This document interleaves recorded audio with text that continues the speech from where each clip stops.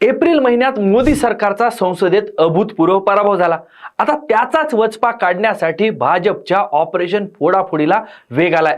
महाराष्ट्रात ठाकरे सेना, बंगालमध्ये तृणमूल काँग्रेस, पंजाबमध्ये आम आदमी पार्टीचे खासदार फोडल्यानंतर आता नवं मिशन हाती घेण्यात आले आणि हे मिशन संसदेच्या आगामी अधिवेशनात फते करण्याचा हा प्लॅन आहे। 20 जुलैपासून संसदेचं पावसाळी अधिवेशन सुरू होते आणि या अधिवेशनाच्या पार्श्वभूमीवरच सध्या दिल्लीत आणि महाराष्ट्रात एकाच प्रश्नाची सर्वाधिक चर्चा आहे, ती म्हणजे शरद पवार खरंच इंडिया आघाडीची साथ सोडून सत्ताधारी भाजप सोबत म्हणजे एनडीए मध्ये जाणार का, किंवा किमान अप्रत्यक्षपणे एनडीए ला मदत करणार का। पण भाजपला शरद पवारांची गरज का? पवारांच्या कोणत्या डीलची सध्या चर्चा आहे? आजच्या या व्हिडिओमध्ये आपण याचाच उलगडा करणार आहोत, यामागचं बिटवीन द लाईन्स पॉलिटिक्स सांगणार आहोत। त्यामुळे व्हिडिओ शेवटपर्यंत बघा आणि पुढे जाण्याआधी आपल्या सगळ्यांना विनंती आहे की तुम्ही अजूनपर्यंत टीओडी मराठी चॅनलला यूट्यूबवर सबस्क्राईब केलं नसेल, सोशल मीडियावर फॉलो केलं नसेल तर लगेच यूट्यूबवर सबस्क्राईब करा, सोशल मीडियावर फॉलो करा। नमस्कार, मी सदानंद घायल, तुम्ही बघताय टीओडी मराठी। संसदेत तर भाजपकडे चांगलं बहुमत आहे, मग भाजपला पवारांची गरज काय? तर याचं मुख्य कारण आहे बहुमताचा आकडा आणि आगामी पावसाळी अधिवेशन। द इंडियन एक्सप्रेसच्या पत्रकार लिज मॅथ्यू यांच्या विश्लेषणानुसार या पावसाळी अधिवेशनात भाजपला दोन महत्त्वाची विधेयकं मंजूर करून घ्यायची आहेत। एक म्हणजे महिला आरक्षण विधेयक आणि दुसरं आहे डिलिमिटेशन म्हणजेच मतदारसंघ फेररचना विधेयक। या डिलिमिटेशनच्या माध्यमातून लोकसभेची सदस्य संख्या सध्याच्या 543 वरून तब्बल 850 पर्यंत वाढवण्याचा सरकारचा विचार आहे। पण हे घटनादुरुस्ती विधेयक असल्यामुळे ते मंजूर करण्यासाठी संसदेत 2/3 बहुमताची म्हणजेच किमान 360 खासदारांच्या पाठिंब्याची गरज आहे। सध्या एनडीएकडे, सत्ताधारी एनडीएकडे स्वतःचे 293 खासदार आहेत। तृणमूल काँग्रेसचे 20 बंडखोर आणि शिंदे सेनेनं फोडलेले ठाकरेंचे 6 खासदार एनडीए मध्ये सामील होऊनही हा आकडा 329 पर्यंतच पोहोचतो। म्हणजेच 360 चा जादुई आकडा गाठण्यासाठी भाजपला आणखी खासदार फोडावे लागणार आहेत। इथंच शरद पवारांच्या राष्ट्रवादी काँग्रेस पक्षाकडे असलेले 8 खासदार अत्यंत निर्णायक ठरतात। म्हणूनच भाजप पडद्यामागून पवारांना सोबत घेण्यासाठी प्रयत्न करत आहे असं म्हटलं जाते। त्यासाठीची डील पक्की झाल्याचे देखील दावे केले जात आहेत। तर मग काय आहे एनडीए मध्ये जाण्याची ही डील? तर रिपब्लिक चॅनलचे मुख्य संपादक अर्णब गोस्वामी यांनी ही डील पक्की झाल्याचा दावा केलाय। पवार एनडीए मध्ये जाणार आहेत आणि याची डील पक्की झाली असं त्यांचं म्हणणं आहे। यासाठी त्यांनी शरद पवारांच्या विधिमंडळातील भेटीचा दाखला देखील दिलाय। अर्णब गोस्वामी यांच्या विश्लेषणानुसार नुकतीच एक महत्त्वाची गुप्त बैठक पार पडली। ही बैठक विधान भवनाच्या आवारात उपमुख्यमंत्री एकनाथ शिंदे यांच्या अधिकृत केबिनमध्ये झाली। एनडीएत सामील होण्यापूर्वीच्या या बैठकीला स्वतः शरद पवार, उपमुख्यमंत्री एकनाथ शिंदे तसंच सुनेत्रा पवार, नारायण राणे, चंद्रकांत पाटील, शंभूराज देसाई आणि हसन मुश्रीफ उपस्थित होते। पवार एनडीए मध्ये जाण्यामागं 2 कारणं असल्याचं गोस्वामी सांगतात। त्यांच्या मते पहिलं कारण आहे, शरद पवार हे काँग्रेसचे नेते राहुल गांधी यांच्यावर नाराज आहेत। गांधी हे आदर देत नाहीत आणि नेत्यांना ताटकळत ठेवतात अशी पवारांची खाजगी तक्रार असल्याचं गोस्वामींचं म्हणणं आहे। दुसरं आणि सगळ्यात महत्त्वाचं कारण आहे ते म्हणजे शरद पवारांना आपली कन्या खासदार सुप्रिया सुळे यांना मोदींच्या मंत्रिमंडळामध्ये कॅबिनेट मंत्री करायचंय। गोस्वामींच्या दाव्यानुसार राष्ट्रवादी काँग्रेसचे दोन्ही गट शरद पवारांचा आणि अजित पवारांचा एकत्र येऊन 9 खासदार आणि 51 आमदारांसह एनडीए मध्ये बसतील आणि सुप्रिया सुळे केंद्रात मंत्री बनतील। गोस्वामी यांनी तर प्रेक्षकांना आव्हान देखील केलं की ही क्लिप तुम्ही रेकॉर्ड करून ठेवा, जेव्हा हे घडेल तेव्हा तुम्हाला आठवेल की सगळ्यात आधी रिपब्लिकवर हे तुम्ही ऐकलं होतं।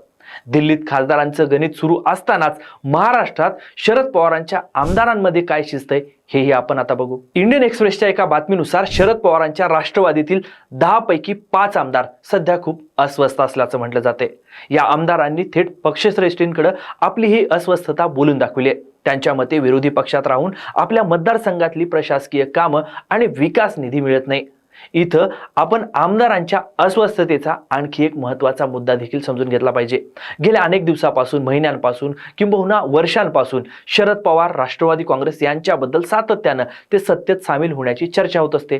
याच चर्चेच्या पार्श्वभूमीवर आमदारांनी कधी आपण एका बाजूने मतदान करतो, कधी दुसऱ्या बाजूने, मग आपली विचारधारा नक्की आहे तरी काय असा मुद्दा मांडलाय। त्यामुळे विचारधारेला चिकटून राहण्यापेक्षा एनडीए मध्ये जाऊन विकास कामं मार्गी लावणं जास्त व्यावहारिक ठरेल असा दबाव या आमदारांकडून पक्षावर आणला जातोय।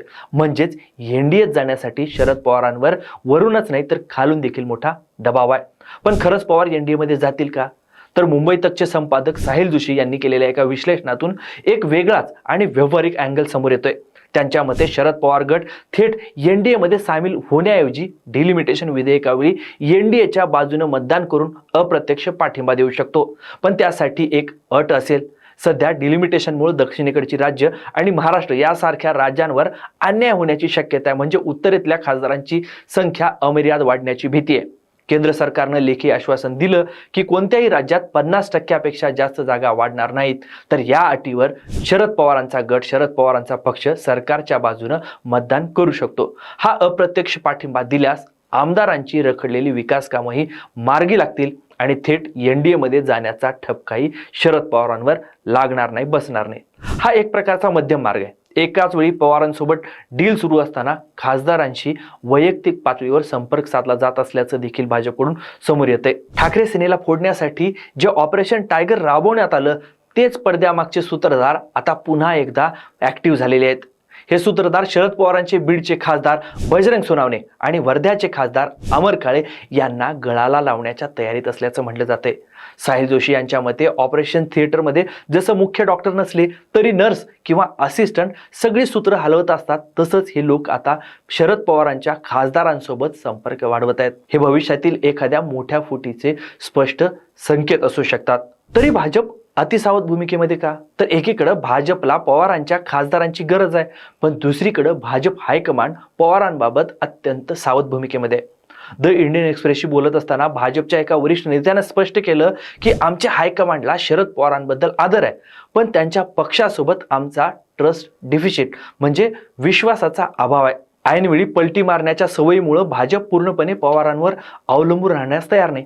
त्यामुळेच भाजपची नेते मंडळी द्रमुक सारख्या इतर पक्षांशीही मागच्या दारानं चर्चा करतायत. तमिळनाडू विधानसभा निवडणुकीनंतर काँग्रेसनं थलपती विजय यांच्या टीव्हीके पक्षासोबत सत्तेत जाण्याचा निर्णय घेतला होता. तेव्हापासूनच इंडिया आघाडी आणि द्रमुक यांच्यातले मतभेद समोर आले होते. याच मतभेदांच्या दरीचा फायदा उचलण्याचा प्रयत्न भाजपकडून सुरू आहे. द्रमुककडे तब्बल 22 लोकसभा खासदार आहेत. त्यामुळे द्रमुकचाही प्रत्यक्ष किंवा अप्रत्यक्ष पाठिंबा मिळणं एनडीएच्या पथ्यावर पडू शकतं. थोडक्यात काय, तर काहीतरी मोठं नक्कीच घडतंय, शिजतंय. प्लॅन दिल्लीत शिजतोय, पण गेम महाराष्ट्रात होतंय. शरद पवारांच्या राष्ट्रवादीतील आमदारांचा दबाव, खासदारांभोवती फिरणारे ऑपरेशन टायगरचे लोक आणि संसदेत भाजपला असलेली बहुमताची गरज, या सगळ्या गोष्टी एकाच दिशेनं इशारा करतात. थेट एनडीए मध्ये सामील होतील की फक्त विधेयकापुरता पाठिंबा देऊन आमदारांची कामं काढून घेतली जातील, हे पावसाळी अधिवेशनातच स्पष्ट होईल. पण राजकारणात कुणीही कुणाचा कायमचा मित्र किंवा शत्रू नसतो, हे पुन्हा एकदा सिद्ध होऊ पाहतंय, हे मात्र निश्चित. पण तुम्हाला काय वाटतं? अर्णब गोस्वामींचा दावा खरा ठरेल आणि सुप्रिया सुळे खरंच मोदींच्या मंत्रिमंडळामध्ये कॅबिनेट मंत्री होतील का? की शरद पवार पुन्हा एकदा भाजपला गुंगारा देतील? की भाजपसोबत चर्चा सुरू ठेवून केवळ आमदार खासदारांची फूट रोखण्याचा हा पवार पॅटर्न आहे? तुमची मतं खाली कमेंट बॉक्समध्ये नक्की सांगा. हे राजकीय विश्लेषण तुम्हाला आवडलं असेल तर लगेच व्हिडिओला लाईक करा, व्हिडिओ मित्रमंडळींना शेअर करा आणि अशाच विश्लेषणासाठी टीव्ही मराठी चॅनलला यूट्यूबवर सबस्क्राईब करायला विसरू नका. हा व्हिडिओ शेवटपर्यंत बघितल्याबद्दल आपल्या सगळ्यांचे खूप खूप धन्यवाद.